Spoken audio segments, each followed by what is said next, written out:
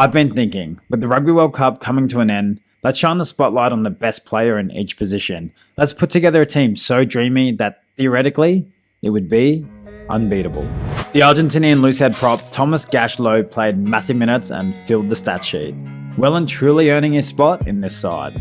Rock solid at the set piece and tireless in defence. What was most impressive though was his ball carrying. Not only did he top the carries and run meters, he spanked everyone in the tackle bus, with more than double second place, proving himself as an absolute gain line monster.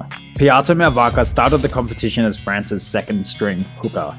All it took was an injury to Julian Marchand early in the competition for him to get his starting opportunity, and he no doubt finishes this tournament as the form hooker in World Rugby. His run meters, tries and line breaks are numbers you would see from an outside back, far and beyond any other hooker in the competition. Big Benny Tamiafuna has a huge engine on him. If you looked at his stats, you'd think he's a back rower. He really was Tonga's go-to guy with ball in hand, getting them front foot ball. Most impressive though was his ability to shore up the set piece for Tonga against some of the best in the world. A great campaign. Tyg Byrne in this World Cup further cemented himself as the perfect lock. An all-round workhorse for Ireland who reaped the rewards for his hard work, crossing for 3 tries throughout the tournament. Busy in attack and defence while securing clutch turnovers for Ireland when they needed it the most. Japan lock Amato Fakatava didn't come onto the international stage quietly. He became our daddy. If you're not sure who this is, he scored that ridiculous chip and chase try against Argentina and was everywhere for the Cherry Blossoms. Captain Jack Morgan proved his worth in every outing for Wales. Amongst the top tacklers throughout the competition, Morgan made himself an absolute menace at the breakdown. What puts him above the other blindside flankers though is that attacking upside and his constant involvements. Now, I know a lot of people may be thinking, where is Theo McFarland in this list from Samoa? Whilst he did have a great tournament and is one of my favourite roaming forwards to watch in World Rugby, he did actually have 15 handling errors and just statistically didn't do as much as the others, so I couldn't justify putting him in this team. A bloody awesome player to watch though. Probably the surprise package of the entire World Cup. Nicolas Martins from Portugal. It's really hard to argue there was a better number 7. He averaged 16 tackles a game, 1 line break, 1 turnover, and 50 run meters. Huge numbers for a forward, especially in a side that had such tough matchups. Honestly, he's one of the main reasons Portugal only finished with a negative 39 point differential, and I imagine he'll be looking at a pretty hefty contract in the near future. At number 8, I really hope everyone can finally give Ardie Savea the credit he's due. That quarterfinal against Ireland was massively carried on the back of his performance. Across the entire tournament, he dominated the stat sheet for back rowers. It's not just the fact he's dominating the stat sheet, but so many of his big moments come when the All Blacks need it the most. He's getting turnovers in his own 22. He's busting tackles when there's been no carry over the advantage line for a few phases. He's so good.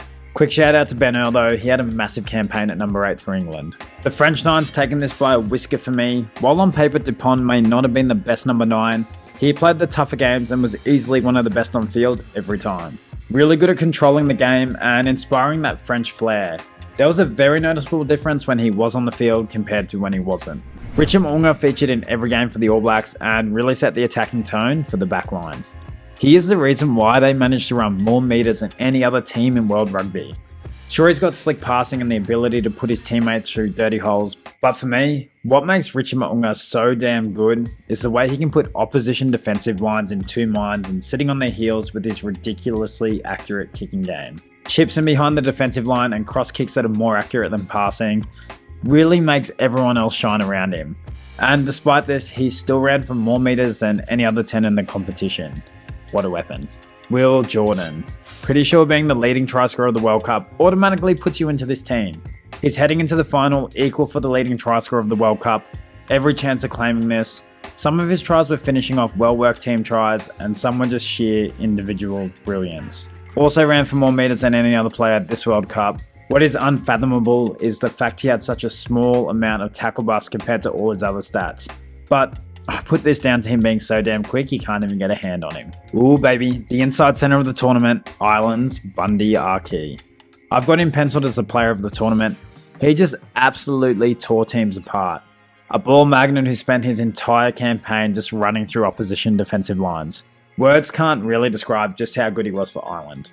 At outside centre, I have George North. He wound back the clock and was on fire for Wales. Every half he was on the field, he was involved in some kind of big attacking moment. He just did everything so well. His decision making was world class, and most impressively, he only missed one tackle at outside centre, all tournament. Mind-boggling. France's Damien Penaud was electric on the wing. He was the leading try scorer after the pool stages and wreaked havoc with ball in hand. His performance against Namibia, though, has to go down as one of the best individual displays at a Rugby World Cup. Leading the World Cup in points scored and fullbacks for the competition is France's Thomas Ramos. One of the best kicking games in the business, he also chimed in nicely with ball in hand in attack. He managed to defuse plenty of high balls and put opposition teams under a heap of pressure with his counter kicks. It was seriously impressive stuff from the French fullback. Now with numbers 16 and 23, I tried to really pick players who came off the bench and made an impact. I think there's one or two that didn't, but I'll go through these. Samoan hooker Sama Malolo was massive off the bench. Super aggressive with ball in hand, he dotted down for 3 tries and more tackle busts than any other hooker.